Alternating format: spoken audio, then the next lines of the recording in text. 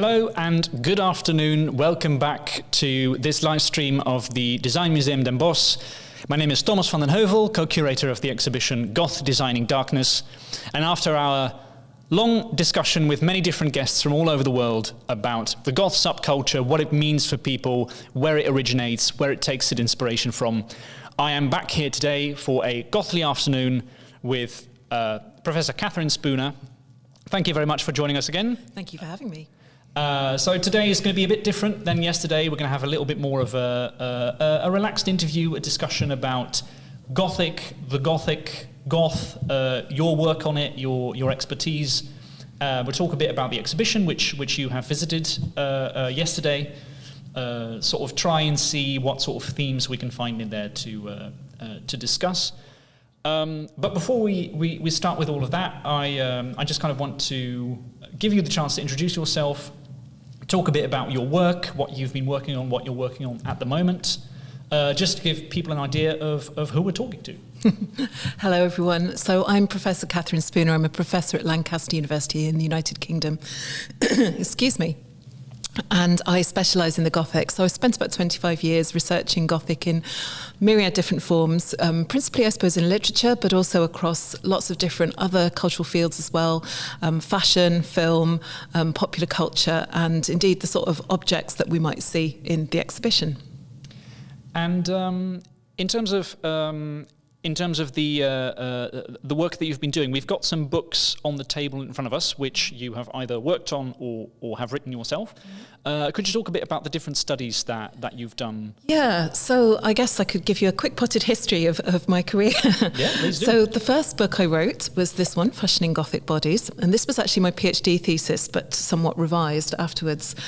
And it was initially supposed to be a study of clothing in Gothic literature, and it is that. But as I began to research it, I realised that Goth subculture was absolutely intrinsic to that, and we couldn't separate the historical tradition of reading about clothes in Gothic texts from the 18th and 19th centuries without also thinking about Goth as well. So I kind of ended up with a chapter in Goth on that and kind of tried to link what contemporary Goth subculture was doing with this kind of long tradition in 18th and 19th century texts. So that was where I started. And then went on to write this book, Contemporary Gothic, which was intended not just for academics, but for a wider audience as well. And that really came out of Fashioning Gothic Bodies in that I realised that I had a whole lot more to say about Goth and about contemporary Gothic in general. That's how it tends to go, isn't it? Yes. And so this was the first book to be written that was an entire book that was just about contemporary Gothic. So there had been collections of essays before and an exhibition catalogue and that sort of thing, or there'd been chapters in other books, but this was the first book that only looked at contemporary Gothic. And I think what was distinctive about it, what I was trying to do is show that Gothic wasn't just something that happened in literature by the time we got to the turn of the 20th, beginning of the 21st century. It's something that diversified across all different fields of media.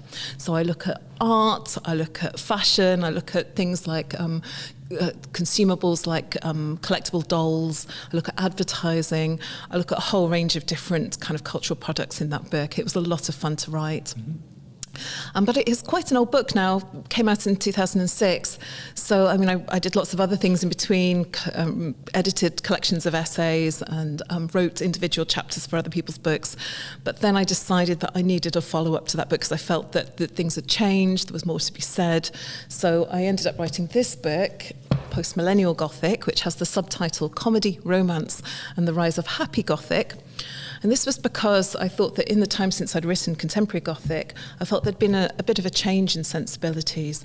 I thought that it was no longer possible to talk about Gothic without talking about Goth subculture because the two things were so intrinsically connected in the 21st century.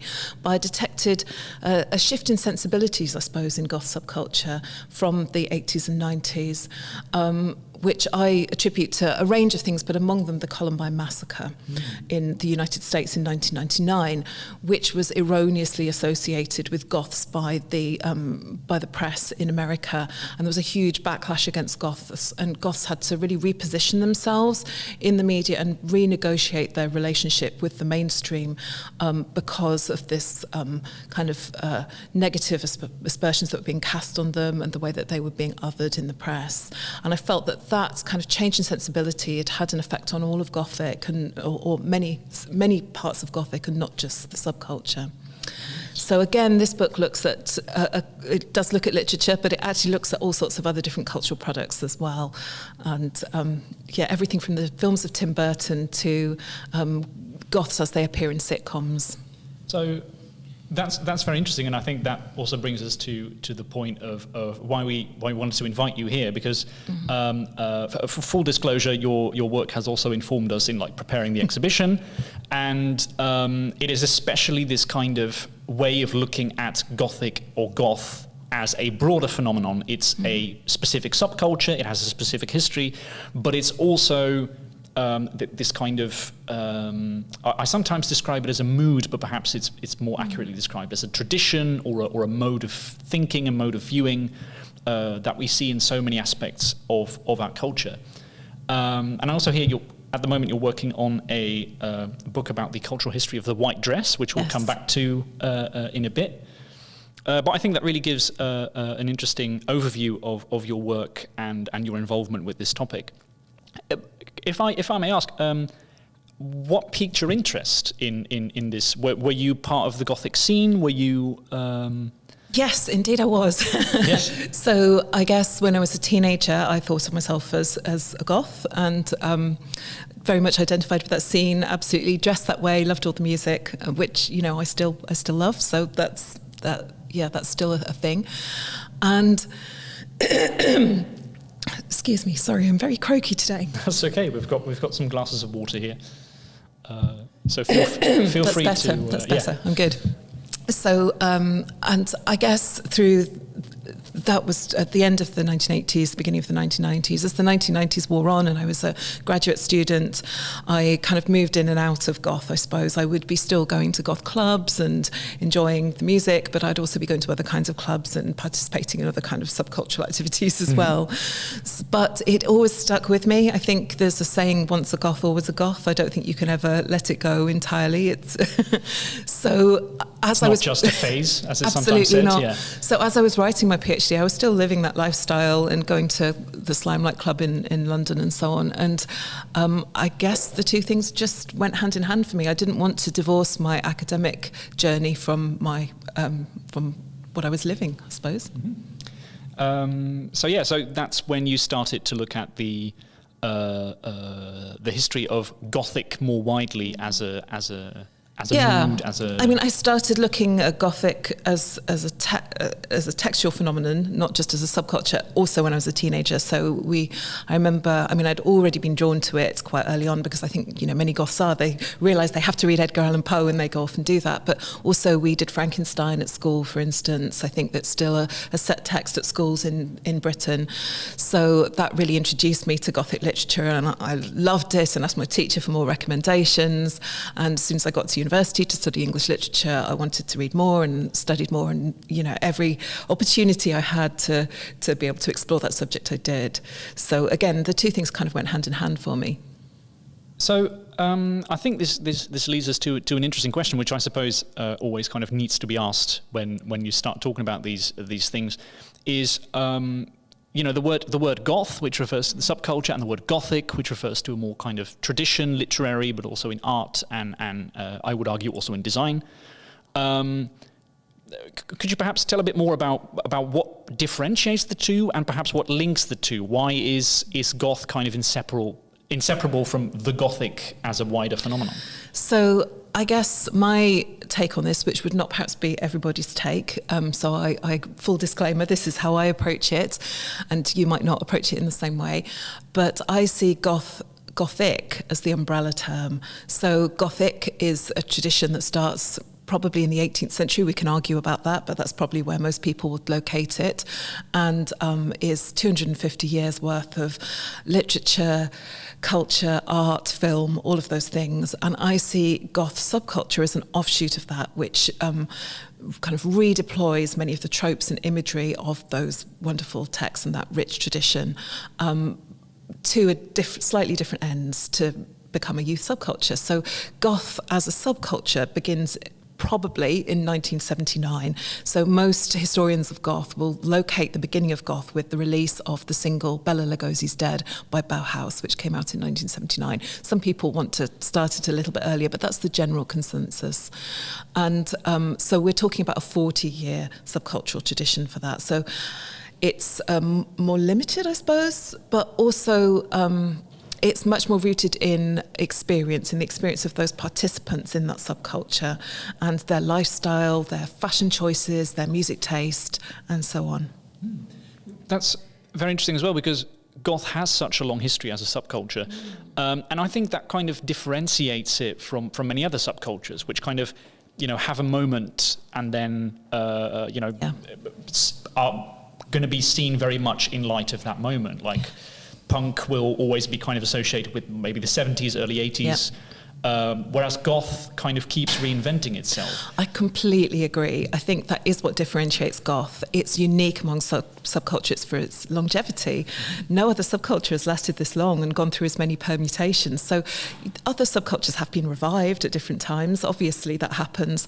But again, it tends to be momentary, fleeting. It'll be for a few years and then it will fizzle out again. And of course, all subcultures have devotees that keep doing it for as long as they choose to, for 40, 50 years, but not on the same mass scale that goth has done. And they haven't evolved as a subculture in the same way, so that we still continue to have new bands, new styles that are recognisably goth, that are engaging with the subcultural tradition and with the literary and artistic tradition, but are still developing new directions. Certainly. So what is your take on kind of what links all these things together? Like, because I suppose something we've kind of sometimes fall into as a sort of trap as people who've kind of been engaged with this for a while, you much longer than I have.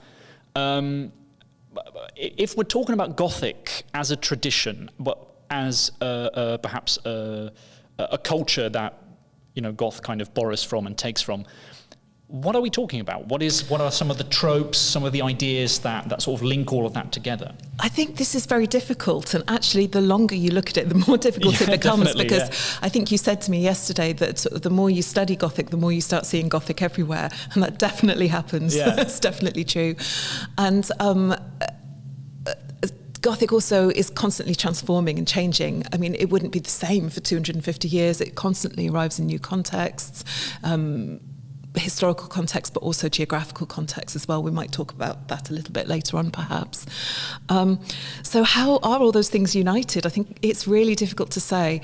So there's one definition that I always go back to, which is a literary definition by a scholar called Chris Baldick, and who was actually my PhD supervisor, but that's just a coincidence. He came up with this brilliant definition of the Gothic tale, where he said you have to have three things.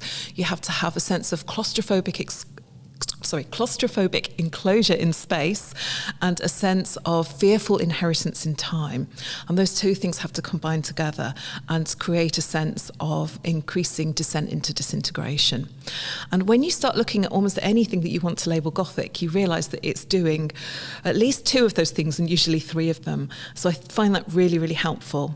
However, it's still a little bit limiting, because as you'll see if you visit the exhibition, there are different areas of the exhibition which kind of address different themes in Gothic.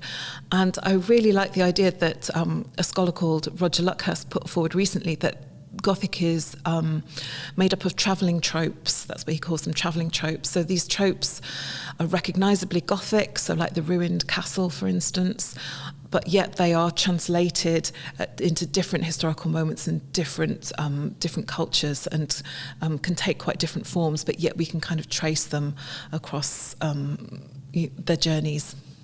So that's very interesting of these different elements kind of combining to form one tradition. So we'll get to the exhibition in a little bit, but I would first like to ask you, often people ask me as well, like, okay, so how do you define Gothic? Like, because, in the exhibition, there's so many different things that come together. Perhaps also some things that many people would say, well, that's not Gothic until you see it in a certain context. And so what I always sort of respond if I'm asked to give like a very quick definition is, well, it's a kind of romantic darkness. It's romanticizing or perhaps looking at things that we might find dark or morbid or macabre with a very kind of romantic and almost sympathetic eye. And I wonder what you would think of that definition. Like, perhaps, is it too limiting? Is it perhaps a bit too broad? Is it... I think it's a very goth definition, so it's very good for talking about goth. I think that if you're talking about Gothic more widely as a cultural phenomenon, it perhaps becomes a little bit more limiting, because I can think of Gothic texts that perhaps don't do that quite so much. But I think it's a good place to start from. Definitely in terms of also the exhibition and I the love tradition. your idea that it's kind of a way of looking, because something that I like to talk about with my students is that sometimes it's not that helpful to define what Gothic is, because that creates all kind of borders and boundaries about what is and what isn't, and it's not really our job as cultural critics to perform that kind of gatekeeping. Rather, it's more interesting to think about how it's used, to think about what it does. So when you get the word Gothic or sort of Gothic themes in any particular cultural context, what work are they doing? What jobs are they doing? What are they making happen? How are people interpreting them?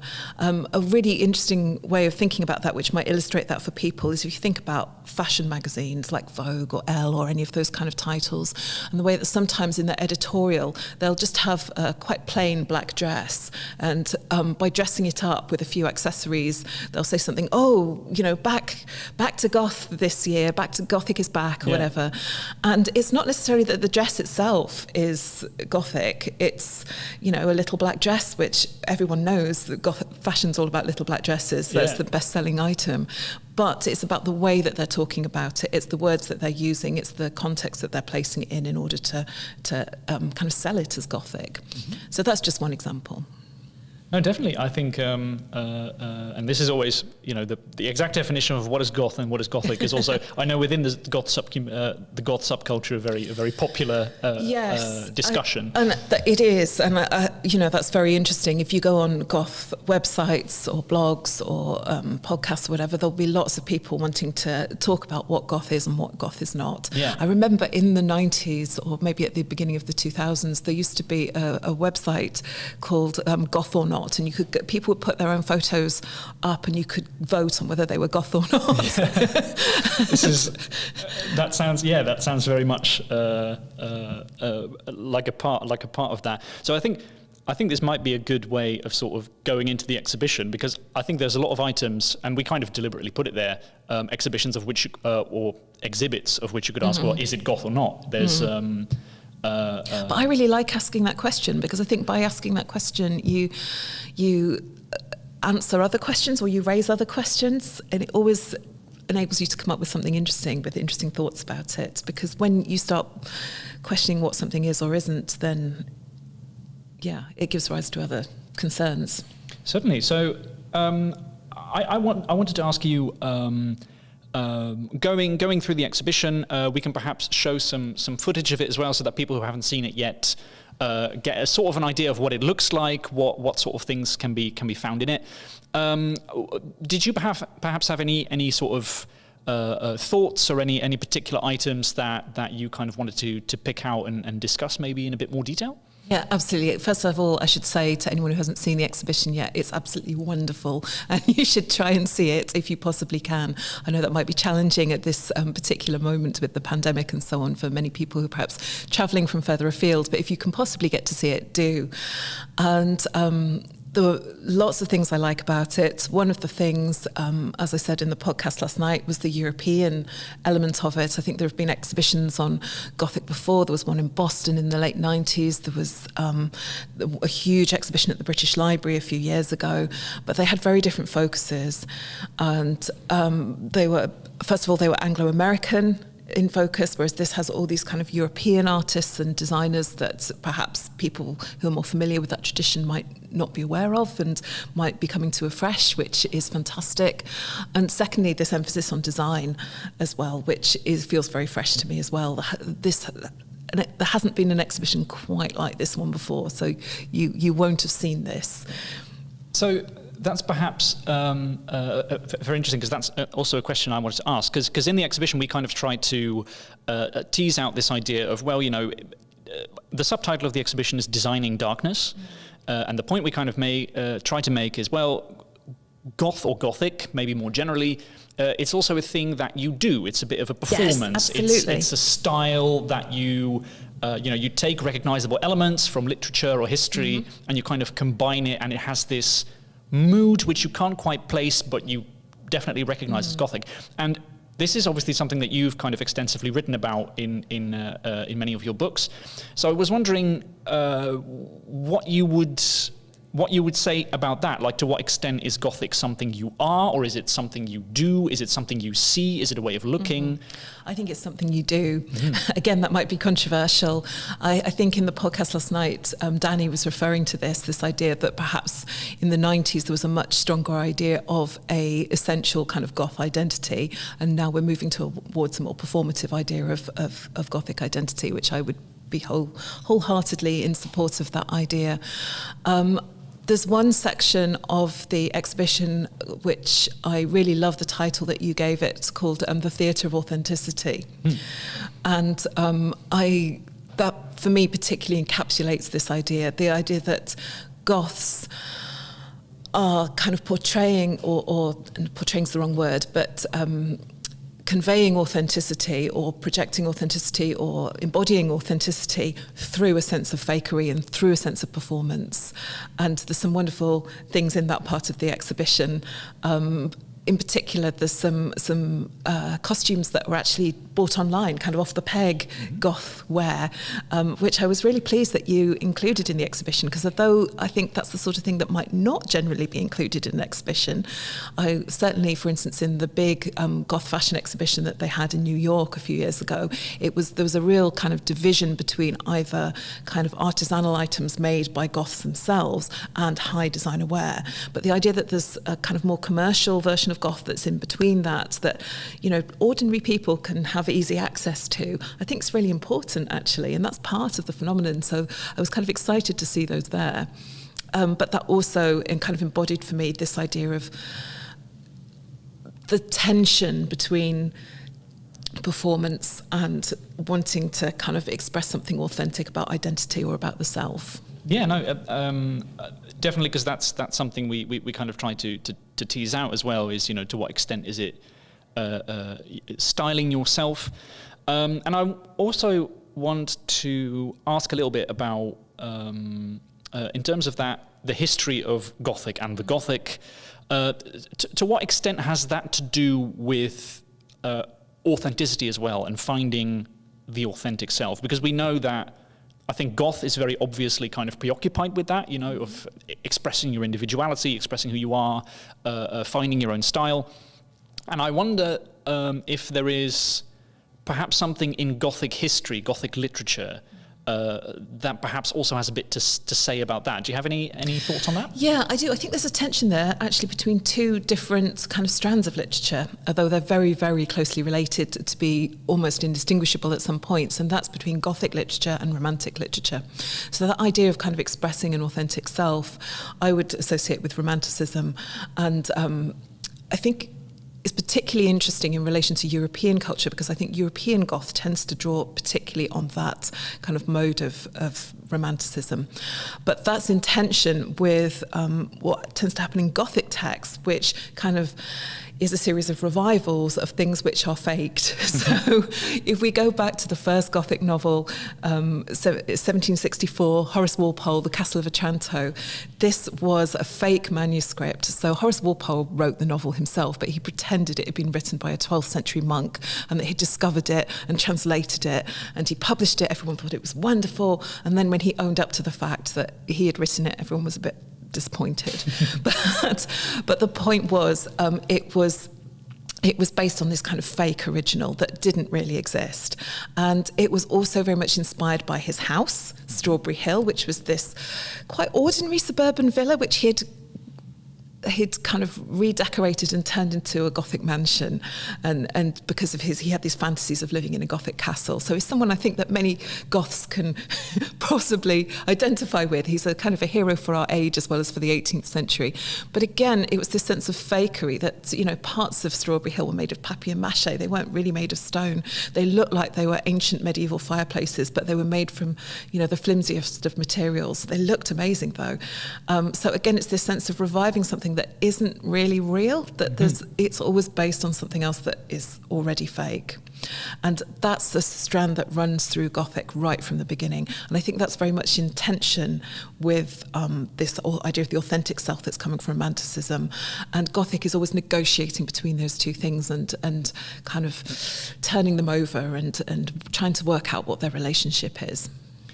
So I think that's a very interesting point about this tension between kind of fakery and authenticity.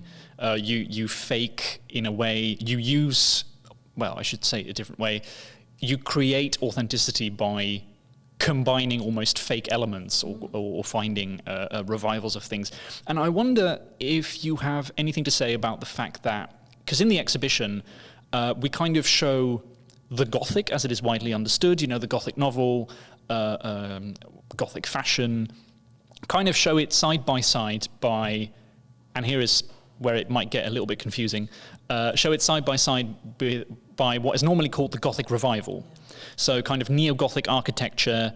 In the 19th century, you have, famously in Britain, you know, there's a reason why the Houses of Parliament are very obviously inspired by medieval cathedrals, the Gothic architecture. But also across Europe, in Germany, in Cologne, the medieval cathedral kind of gets, finally it comes to its final stage of construction and is drawn and laid out by many architects and artists. Here in Den Bosch in the Netherlands, where St. John's Cathedral is kind of renovated and sort of almost made more medieval than it ever really was. And so I wonder if you have anything to say about how do we see the relationship between those things, between the Gothic revival, which is a bit about also finding like a national identity in Gothic style, and this idea of Gothic literature, which kind of breaks the boundaries, which seeks for like the scary parts of the past. Yeah, it's very complicated. Very complicated. I think that until quite recently, critics have wanted to keep the two things apart, at least to a certain extent. And the Gothic revival in architecture is often associated with a kind of nostalgia for the Middle Ages, of kind of finding in the Middle Ages values that are perhaps antithetical to modernity that we might want to go back to and revive because they're somehow more solid or more authentic than what modernity has to offer. So things like some of the buildings that you've mentioned, Pugin's designs for the Houses of Parliament, for instance, are very much kind of trading on that. They're often bound up with quite nationalistic ideas about identity as well. Mm-hmm. But there was this idea, for instance, that Gothic was a uniquely British style, which of course we know it isn't, but there was certain historians in the 18th and 19th century that wanted to argue that. Whereas the Gothic novel tends to do something really different, which tends to position the past as a place of horror, a place that, you know, we want to repudiate, that we want to throw off in order to establish our progressive modern values. So the past is where bad things happen. It's a place of fear, it's a place of oppression. So really those two kind of sides of Gothic, which are both parts of the Gothic revival in the 18th and 19th centuries, are in tension in that way. And I think certainly when I was writing contemporary Gothic, that was the view that I had in mind. But I think also that scholarship has shifted a little bit since then. That's quite an old book now. And I think we're starting to see those two sides of the Gothic revival as more holistically joined perhaps than we once did. And scholarship has uncovered the fact that there were also Gothic novels which were quite conservative or quite nostalgic in their politics, they're just generally problematising the idea that these were quite as separate as perhaps we once thought. So there are connections, but they need to be teased out, I think. Yeah, it's also interesting because you mentioned, I think very, very rightly, that the Gothic novel is about the horrors of the past, but also about how those horrors of the past won't leave us alone. Yes. They are still Completely. Here in the present, and we try to get rid of them, but in a way we can't, because they will keep haunting us. Yes, absolutely. And that makes it a really interesting vehicle for talking about things like colonialism and slavery, and a lot of kind of current criticism of the Gothic academic criticism about the Gothic has focused on those areas. That this can be, particularly in contemporary Gothic texts, it can be a vehicle for understanding those past legacies that burden us, that we can't get rid of, that are going to keep coming back and haunting us no matter what we do. Certainly, I think just very briefly, because this is not, unfortunately, this is not a book we have on the table right now, but I know of an American author, Leila Taylor, who has written a book titled Darkly, which is very much about trying to, or at least viewing the past of America and often kind of the haunting and kind of claustrophobic parts of the experience of being black in America through a Gothic lens, which kind of suggests to me that Gothic in a way is bigger than the context in which it arose. It's also a way of looking, it's a way of teasing out those uncomfortable parts of history and sort of questioning the ways in which they haunt us today. Yeah, I mean, that's a wonderful book. It's part memoir about her experiences growing up as a goth and being black in America, and how that didn't quite fit and was quite an uncomfortable thing for her to do, but yet was very important to her. And she combines that with analysis of all kinds of Gothic texts that deal with problems around race in America. There are other critics doing that too. There's an academic called Maisha Wester who wrote a wonderful book about the African-American Gothic, basically, and the way that black American writers have kind of used Gothic tropes in their writing to come to terms with that very difficult past. So, in terms of also perhaps looking a little bit at the Gothic in its own time, specifically the 19th century, across Europe, across the world, perhaps. This is something I have wanted to talk about for a very long time. I'm going to geek out a little bit about a particular item we have in the exhibition. I'm not sure if we have footage of it, but it's a statuette of a Griffin, which we managed to borrow from a private collection in the UK. And it is a copy of a statue which you can still visit in France, in front of the Castle of Pierrefonds, which is... from the top of my head, it's in the forests surrounding Paris. And Château de Pierrefonds was a medieval ruin for a very long time. It was bought by Napoleon, and then Napoleon III tasked Viollet-le-Duc, who is the famous French architect of the Gothic revival, tasked him with creating basically a medieval fantasy castle on top of this ruin. And Emmanuel Fremier, who was a French animal sculptor at the time, he made these sculptures in front of the castle. And they are, I will try to describe them a little bit if we can't find the footage of it now, these kind of fantasy beasts sitting on top of the staircase, kind of watching over the castle. And the particular statuette we have in the exhibition is of a griffin kind of sitting very proudly on his. He's a jaunty little fellow, isn't he? Yeah, exactly. But he's also wearing kind of almost a coat of arm, or like not coat of arms, but he was wearing armor. He's wearing like a chainmail around his neck. He's got these little spurs on his feet. It's almost like he is a knight himself. And I think this also kind of speaks to, Gothic is obviously linked with horror. It's linked with the horrors of the past. To what extent is Gothic linked to humour and kind of because it also, if I look at the statue, it's also kind of funny. It makes me want to laugh as well. Yeah, exactly. He's really cute, isn't he? Yeah. He's just such a comical little fellow, and very colourful as well. I think Gothic is absolutely linked to humour. I mean, this is something that I've been pursuing in some of my recent research, and the sensations that we have when we are scared are quite similar to the physical sensations that we have when we laugh. They're not so far apart. But I think that Gothic has always been tempered by different kinds of humour, whether that's a very dark, macabre kind of gallows humour, or whether it's a form of camp. So I mentioned The Castle of Otranto earlier, this first Gothic novel. If we read it now, I sometimes teach it with my students, their response is likely to be laughter rather than fear, because it's so over the top, it's so extravagant, and it's almost silly. The first thing that happens is a giant helmet crashes into the front room of the castle, and it's so ridiculous that you can't help but laugh. And I think, this points to all sorts of things. There's all sorts of ways we can talk about this. But I think that that presence of camp in Gothic, which is also a very performative thing, points to its affinity with queer sensibilities, which I think is now becoming very important for the subculture as well. But it's always been there. I don't know about the particular provenance of the Griffin and often some of these castles were, some of the people that wanted these castles to be built had those kind of, that kind of camp taste. Well, I think, because I know that this is often said about Horace Walpole and his connection to Strawberry Hill. In the case of the Griffin, I'm not entirely sure if that's directly provable, because it was for like Napoleon III and his own castle, and it never got finished in his time. But the reason why there's these little statuettes of it is because the statue itself was so popular that it was kind of reproduced. There was a company in France which kind of started making these copies of it. So it was a Gothic commodity. Yes, basically, That's it was a Gothic brilliant. commodity. See, Gothic has always been commoditized. It has always right been from the commoditised, outset. Yeah. And that's also a very good point, because we were talking already about like the web shop dresses that are in the exhibition. Maybe this little statuette as a Gothic commodity.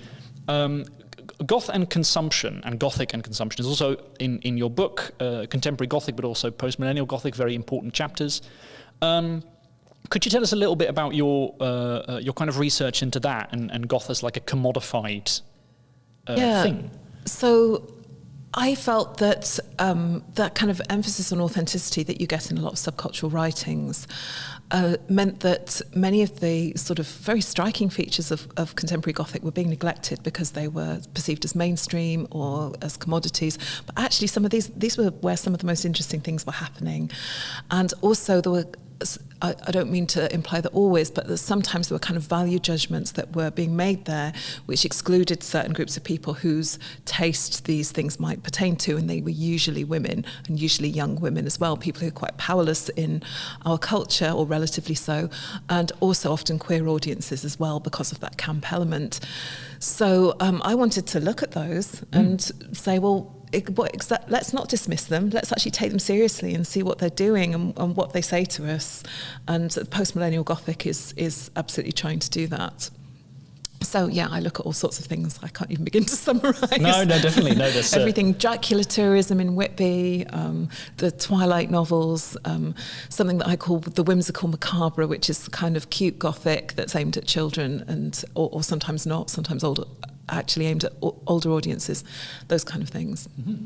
And what perhaps also links this with the kind of difference between goth as a subculture, as something that's kind of rebellious, that's kind of going against, because in preparation for the exhibition, also what I've noticed is this association between Gothic and rebellion has always kind of been there. There's been, obviously, as you said, like very kind of conservative Gothic texts, but I always think it's interesting to remember that Gothic kind of started out as an insult, basically. It was, associated with, in the Renaissance, it was associated with the ancient Goths who had sacked Rome and destroyed civilization. And so in many ways, quite early on, already in the 18th century, there were people kind of complaining about, all the Gothic novels that were ruining the audiences. And oh, completely, yeah. And again, it was usually young women who were being criticised for their terrible taste. Absolutely, yeah. So I'm wondering what you would have to say about this connection between maybe Gothic and counterculture, rebellion, but at the same time, mainstreaming. It's also very popular, horror shows on Netflix are doing very well. We all like to dress up for Halloween. You don't have to be goth to enjoy some of that Gothic look and style. To perhaps the annoyance of some goths. So what's the tension that's kind of happening there? Yeah, I mean, this is a really difficult question, and it would probably take longer than we have to unpack it properly. It's so many difficult questions. I'm so sorry. I think we perhaps need to look at rebellion in localized contexts. So we might not think that, I don't know, just reading Twilight novels is a rebellious thing to do. Mm-hmm. And in many cases, probably it isn't. But I can imagine contexts where it could be a rebellious thing to do if those books, say, were on a list that were banned in by particular parent association, or if you were in a country where Gothic was not acceptable, or, even if you were forming your own kind of little community around it, and your own kind of fan community, and using that as a way of kind of expressing ideas that were perhaps resistant to patriarchal culture or some other aspect of culture. So I think that we shouldn't just assume that things are not rebellious. We should look at them very specifically, and very often they won't be, but sometimes in localized contexts they may be. That's that's a one tiny bit of an answer. To be fair, I'm asking these very big questions and realizing, this would actually take another hour to fully unpack. Yeah. But I do think it kind of maybe leads us to, and because I know this is another item in the exhibition that you would like to talk about. Yes. So we'll do that in a bit, because I think this also leads into the relevance of goth and Gothic in our culture, because a lot of the academic literature that I've kind of come across in preparing for the exhibition talks about Gothic sensibilities always kind of being more pronounced in times of cultural anxiety, in times of when we kind of feel the need to maybe have that catharsis of brushing with the macabre and with the maybe more morbid aspects of goth. And one of the things that you mentioned you wanted to talk about was an installation in the exhibition by Mia Andresa, who is a artist now living and working in the Netherlands, but she has Finnish roots. And so once again, I'm not entirely sure if we have the imagery for this. We've got the flyover of the exhibition kind of playing again, and we should come past the installation a bit. It has a very big goat, taxidermied goat, next to a dress made out of human hair with deer antlers, and I do not know the name of the material in English, I do apologize, but so it has kind of this shamanic, maybe, there it is, kind of wonderful. with a projection of reindeer over it, reindeer being captured on the mountain Larkim, which is where she locates part of her youth. So I was wondering what you kind of felt when seeing that installation, and what you would kind of discuss about that in relation to Gothic. Yeah, I mean, I absolutely love this installation. I think it was probably my favourite thing in the whole exhibition of very amazing things. So, and I think that there are many things I like about it, but one of the things is that it speaks to something very ancient. So again, it's got that sense of looking back at the past, to this idea of shamanism and maybe indigenous Sami culture, or other kinds of indigenous Northern European cultures. But at the same time, it's doing something quite modern in that it's engaging with contemporary ideas about the environment, about our relationship with the environment, our relationship with animals, and kind of reclaiming this past moment I would see this as a form of rebellion, actually, as a form of protest against this specific moment of climate crisis. I don't know, I've no idea whether the artist felt that way about it, but that's certainly how I felt seeing the installation. I was going to say, it's also about, as we've been talking about, like Gothic is also it's a mode of looking, it's a mode of sort of interpreting those things. So do you think that perhaps Gothic is perhaps going in a new direction, is finding new expressions, specifically in terms of the crises that we are dealing with right now, that we kind of find ourselves in? The climate crisis obviously being the big one. I absolutely do. Gothic always does this. It always finds a crisis and explores it. So, there's been a lot written recently about something called eco-Gothic, which is kind of using Gothic narratives as a way of addressing the climate crisis. And I would probably put that particular installation in that category, though I wouldn't limit it to that category. It's doing other things too. But I think also there's been a huge interest. I've seen this particularly among my own students in new queer forms of Gothic or new ways of reading Gothic. Using kind of new queer paradigms, but also there's so many. There's so many things. But I'd say those are the two that are really standing out for me at the moment. But I think that wherever you look, where there's a crisis, Gothic will be making inroads. Yeah, because this is something we talked about yesterday as well with some of the guests that were coming on our big Asking the Gothic Questions live stream. For example, Danny Ashes and their co-host Trey, who both have the very interesting podcast, which I would also very much recommend people listen to, Cemetery Confessions, which is the biggest podcast about goth, for goths, from all different walks of life, all different backgrounds, saying, there's a lot of discussion about gender identity, gender fluidity, and goth as a subculture has kind of always had this. It's always been a welcoming home for different sexual identities, different gender identities. Certainly in my experience, I think there's all sorts of ways in which goth plays with gender, but I think particularly for kind of masculine identities that are experimenting with feminine identities, it's always been a home there. Men have always worn dresses in goth, and that's absolutely acceptable.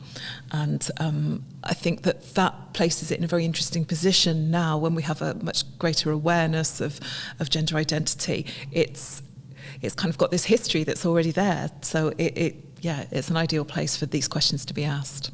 Is this something that's perhaps also part of the history of Gothic and the Gothic more widely? As Danny was mentioning yesterday, they are also kind of picking up on a lot of these themes of crossing the boundaries, fluidity, having perhaps the position of the outsider. So to what extent is this also something that's is it a result of a particular subculture arriving at a particular moment in time, or is it maybe also something to do with the long history of Gothic? I think it is. I mean, Gothic has always been interested in between positions. So I think there's a kind of a misconception that Gothic is about kind of good versus evil, black versus white. It's often interested in the grey areas in between, and that what happens when those things cross over. And that applies to, what happens when we cross boundaries, what happens when binaries collapse. That's very much in Gothic literature right from the beginning. So that, again, it lends itself really well to asking these kind of questions. I think one of the problems with that may be that some of the works written in earlier periods can also be interpreted as homophobic, as persecuting outsiders, as wanting to, get rid of them. That monsters are often coded in these ways, and the answer to the Gothic narrative is often to get rid of the monster, burn the witch, or burn the monster, like at the end of Frankenstein. But I don't think that should stop us from looking into these texts for inspiration, because I think that many queer communities are interested in taking the idea of the monster and kind of repurposing it and reappropriating it and exploring it and turning it into something else. And I endorse that. I think that's a very interesting way of approaching things. Very interesting indeed. So in terms of perhaps while we are on the topic of sort of gender and gender identities, so at the moment you are working on an academic work about the white dress and the cultural history of the white dress. Yes. And this is very interesting because we did not know this as we were preparing the exhibition, but the white dress is also a bit of a theme in the exhibition itself. So we kind of tried to... one of the themes that we try to explore is the theme of stereotypes, the way that Goth uses recognizable images, recognizable stereotypes, kind of mixes them up into a unique style. And one of the images that is often kind of played with is, images of femininity, the black versus the white dress, the black dress being kind of, maybe the dark vampire lady, and the white dress having different kinds of meanings, the ghost, the victim, the haunted girl. So there's also a particular white dress that we have in the exhibition. It could perhaps, once again, this is the flyover of the exhibition, so it will come probably at the end. It's a dress by Dutch couturier, fashion designer Linda Friesen. And I was wondering if you could talk a bit more about that, because obviously this is very closely linked to what you're doing at the moment. What I'm linked. So the project as a whole is about kind of dismissing the idea that Gothic is just about black, and actually suggesting that white is a fundamental colour of the Gothic. It's intrinsic to many Gothic narratives, and particularly in the way that women are presented. So there's the there dress, it is. So that's Beautiful the moth thing by, that it is. Yeah, so there's the moth by Linda Friesen. So I'm looking at the cultural history of the white dress sort of from the late 18th century to the present. And the study is based on the idea that the moment of the Industrial Revolution happened at the same time as the moment of the Gothic novel. In fact, the year that the spinning jenny was introduced was the same year as the publication of The Castle of Otranto. So there's this fundamental kind of link between the growth in textiles as a massive industry and between the Gothic novel. And Gothic novels, when you look at them closely, and films, are absolutely full of white dresses. Mm-hmm. And the women in Gothic novels are much more likely to be dressed in a white dress than they are in a black dress. I think this idea that that women should be dressed in black comes from a retrospective idea that we take from mourning wear. And of course there's some beautiful examples of mourning wear in the exhibition. There's some wonderful mourning jewellery, and there's a dress from the 1880s as well, isn't there, which are absolutely gorgeous and obviously a huge influence on goth culture.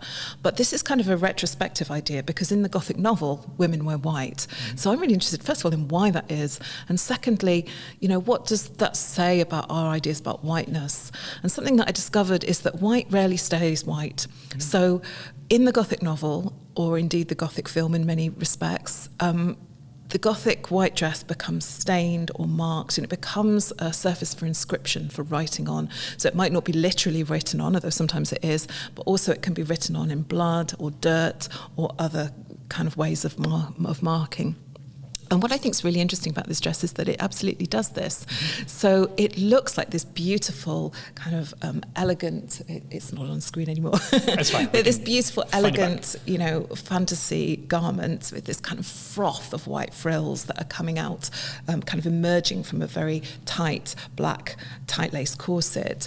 But if you go up to it and look at it closely, it's not actually white. It's slightly stained, it's slightly yellowed, the edges are ragged, they've not been finished, so it's slightly torn. And it reminds me of Miss Havisham's dress from Dickens's novel Great Expectations, which Dickens writes repeatedly, it was once white, now yellow. And there's this sense that the white dress is not just a static object, but it's a narrative in which a story about aging or about decay or dissolution or possibly something else is playing out, which I see happening with that dress, which is very clever because it kind of does two things. Your first impression from a distance is very different from the impression that when you're close up. But I think it's still cleverer than that as well. I think it's a wonderful object because, you were mentioning earlier about how it borrows from Gothic Lolita style, which I think it absolutely does. And again, that might be the first impression that we have of it, and indeed what the designer perhaps was deliberately referencing. But it also references, consciously or not, a particular dress which was worn by a ballerina called Marie Taglioni, who was Italian, in 1832 for a production of a ballet called Les Sylphides. And she played a fairy, and she was the first ballerina to dance on point. So by dancing on point, she created this airy feel, almost as if she was flying across the stage. And she wore this beautiful white, frothy dress, sort of slightly similar to the one that we've seen, with wings. And this was also the idea that the moment that it first began to crystallise the idea that fairies had wings, which comes from the 19th century. It comes from the Victorians rather than from earlier ideas about fairies.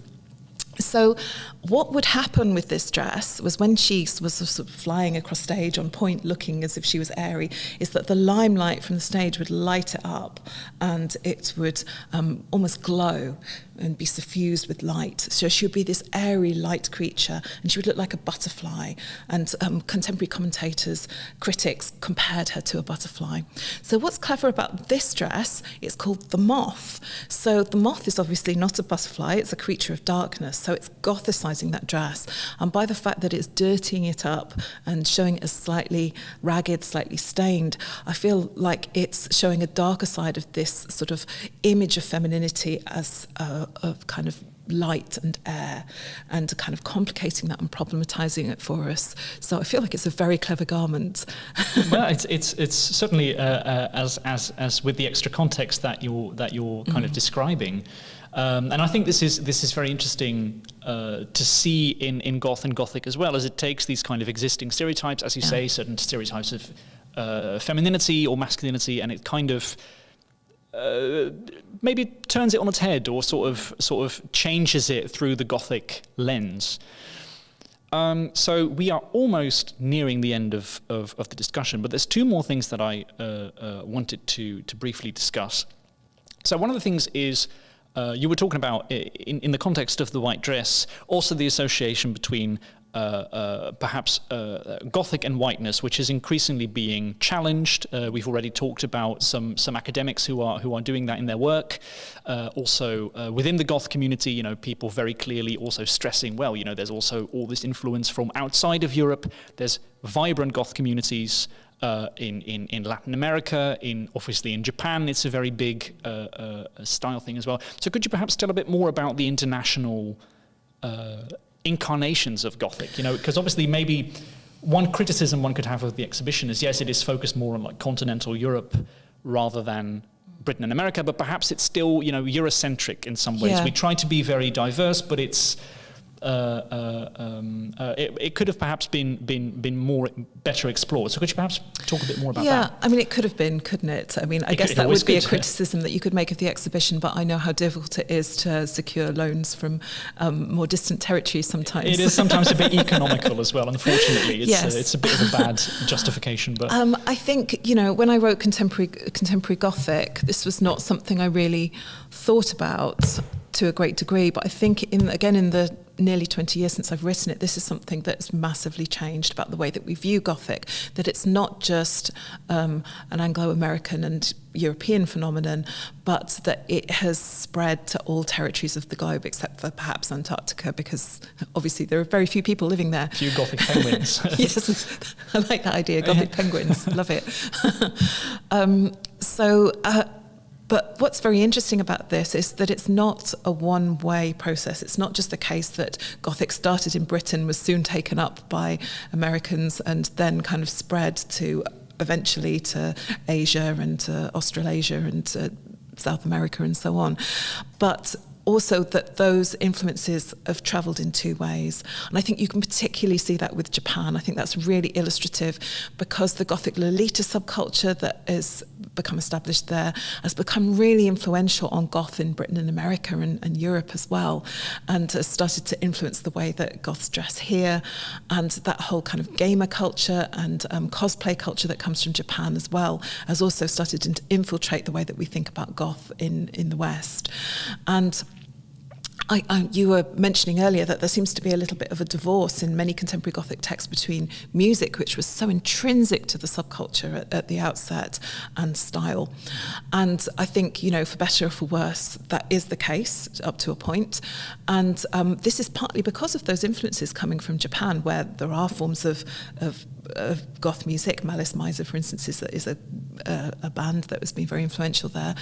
But principally, the way that Goths in Japan approach it is through the style. That's the thing that really kind of coheres the subculture over there. And so that, again, has started to affect the way that we read Goth and Gothic over here. Yeah. But that's not the only way. There are many ways in which the influence goes in different directions. So we might think about the way that what's sometimes called J-horror or K-horror, Korean and Japanese horror, has become influential on horror filmmaking in Hollywood.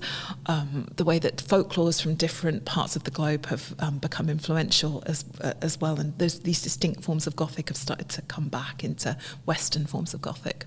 Yeah, this is a very interesting the part of different folklores as well, because I think if you read many of the kind of original Gothic texts in the 18th and 19th century, a lot of it is also kind of appropriating, things, orientalizing places like Egypt, kind of borrowing things like voodoo, obviously often without kind of really understanding it, and obviously projecting this kind of imperialist idea of the scary outsider onto it. And I think it's very interesting to see many different cultures kind of from their own perspective, from their own understanding, really kind of using their own cultural history to shape their version of Gothic. And often to speak back to colonial oppressors as well. I mean, there are lots of forms of kind of post-imperial Gothic which absolutely do that use that form as a means of articulating, resistance, I suppose, Very interesting. It's interesting to see that Goth sort of lends itself to so many of these different dynamics, Gothic more generally. I'd quite like to pick up on something else you said there as well about folklore, which I think is becoming increasingly important in Gothic at the moment. You asked kind of new directions in Gothic, and something, a movement that's sort of been gathering pace for the last decade or so is folk horror, which is kind of a strand of Gothic, and it's been particularly popular in the UK, but again, we're starting to see European and American and other countries make interpretations of that. And that is kind of a celebration of, or celebration is perhaps the wrong word, but a way of using or creating narratives that are based on folklore, but are not just sort of taking a vampire or a werewolf and fictionalizing them, which is a kind of folklore, but are actually thinking about the life of the folk, the people, and kind of ways of thinking about horror that are kind of indigenous to that. Now, I see the sculpture that we were talking about earlier, the one with the goat, yes. the magician at Larkin. That's right. I see that as playing into that tradition as well, but doing it from a particularly Nordic perspective. It's obviously drawing on ideas from Finland about indigenous culture. I'd love to talk about that some more. I'm getting the sense we might be running out of time. We might be running out of time a little bit. Well, there's just one final topic that I just briefly wanted to discuss with you, because I think it's very interesting. A lot of what we've been talking about also yesterday during the live stream was Gothic having to do with the past, and the past haunting the present. And what I want to ask you, because this is something that we kind of try to tease out in the exhibition a little bit as well, is can you have a kind of futuristic Gothic? Because we are showing a model by a Belgian artist, Pieter Leon Vermeers, who works very much with kind of the intersection between architecture and mathematics, and he has designed this LED, full of LED light, kind of this blue, it's lighting up in blue, this kind of futuristic tower that you can also see in the exhibition. And he seems to be kind of playing with this idea of utopia and dystopia. Like, is this the ideal building of the future, or is this a terrifying dystopian, totalitarian building? And also we have some pieces by H.R. Giger, who is famous for his involvement with horror films like Alien, has made a very impressive throne for the film Dune, which unfortunately was never made. So I wonder what your take on that is. Like, can we have a Gothic that is maybe more kind of science fiction, more directed to the future, or is there always this sense of the past haunting the present? Yes, we absolutely can. And I think what distinguishes many of those items that you've talked about is that they still do have that sense of the past haunting the present, but they've just relocated the present. So I would say that you can find futuristic Gothic in places like The Matrix, or going back further, Blade Runner, or even further back, Fritz Lang's film Metropolis. They're all using those Gothic tropes, those kind of travelling tropes that we talked about earlier, but in a futuristic setting. And I think it sometimes helps to think about the idea of the past returning in terms of anachronism. And that's a really useful kind of concept for understanding that, because you can have anachronism in all sorts of time periods. It doesn't have to be now, or it doesn't even have to be in the past. It could be in the future as well. And I think we also see that in Goth subculture in the form of cybergoth, which really plays with all of those, all of those looks and ideas. So yeah, I think we can very much have a futuristic Gothic. And if you think about science fiction, it started as a form of Gothic. So I know this is controversial and some people would disagree with me, but a lot of critics agree that the first science fiction novel is Frankenstein by Mary Shelley, and which is a Gothic novel.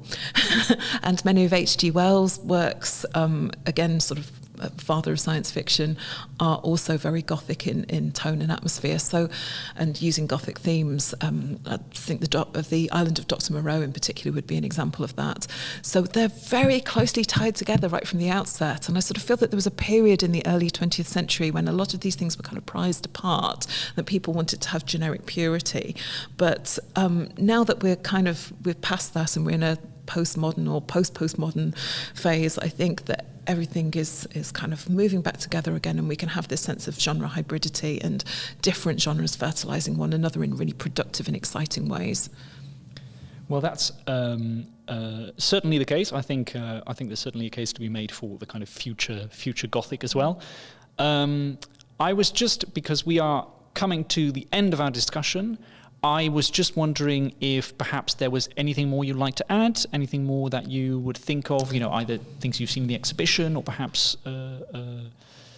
I think I'm done. I think I could keep talking for hours, but I'm not sure whether anyone would want to keep listening. So much to say indeed. But I hope this has given you some idea of the many different areas in which Gothic can go. And of course, you are very welcome to visit the exhibition Goth Designing Darkness. It's on display until the 18th of April 2022. And once more, thank you very much, Professor Catherine Spooner, for being here with us and discussing all these fascinating ideas. It's a privilege to be here. Thank you so much for having me. Thank you very much, and see you soon also at home. Have a lovely day.